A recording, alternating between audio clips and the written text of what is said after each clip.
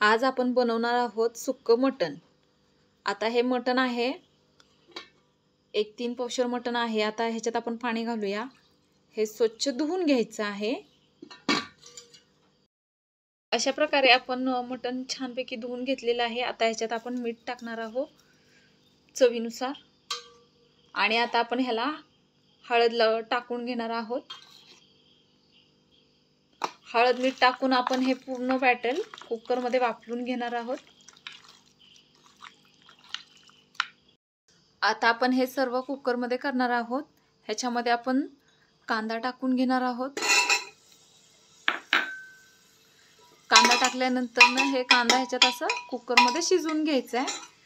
आणि आपल्याला आता ह्याच्यामध्ये हळद मीठ लावलेलं मटण टाकून घ्यायचे आणि 2 ते 3 शिट्ट्या करून घ्यायच्यात, म्हणजे आपलं मटण लवकर शिजलं जाईल।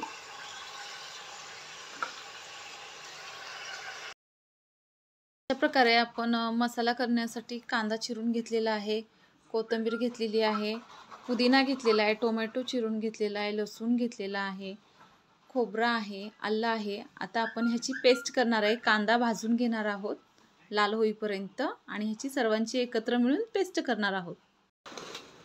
अशा प्रकारे आपलं मटण शिजून तयार आहे। आता आपल्याला ह्याला फोडणी द्यायची आहे।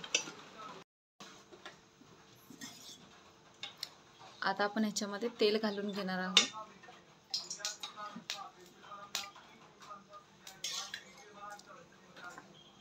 ह्याच्यामध्ये आपण आवडीनुसार तिखटेनुसार लाल तिखट घालून घेणार आहोत।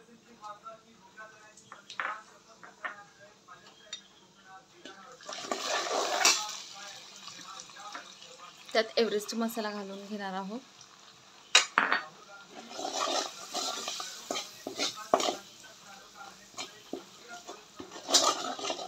आणि ह्यात आपण केलेली पेस्ट घालून घेणार आहोत।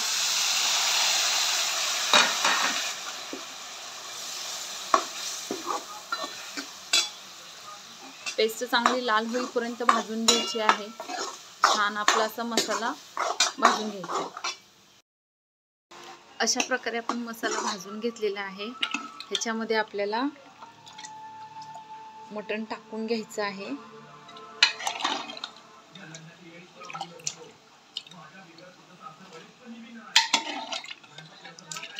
सर्व मटण आपल्याला असं टाकून घ्यायचं आहे कढईमध्ये।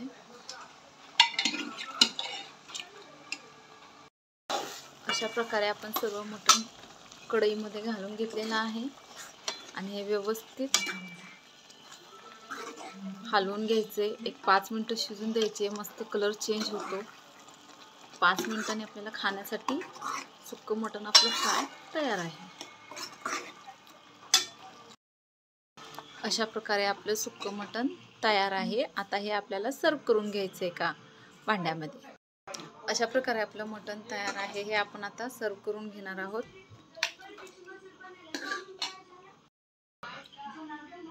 अशा प्रकारे आपलं सुक्कं मटण खाण्यासाठी तयार आहे पूर्णपणे।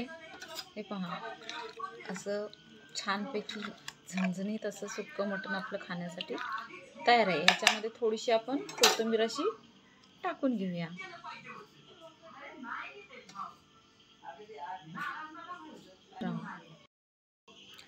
अशा प्रकारे आपलं पूर्ण सुक्कं मटण तयार आहे। भाकरी, पातळ रस्सा, कांदा, लिंबू, भात आणि झणझणीत असं सुक्कं मटण तयार आहे।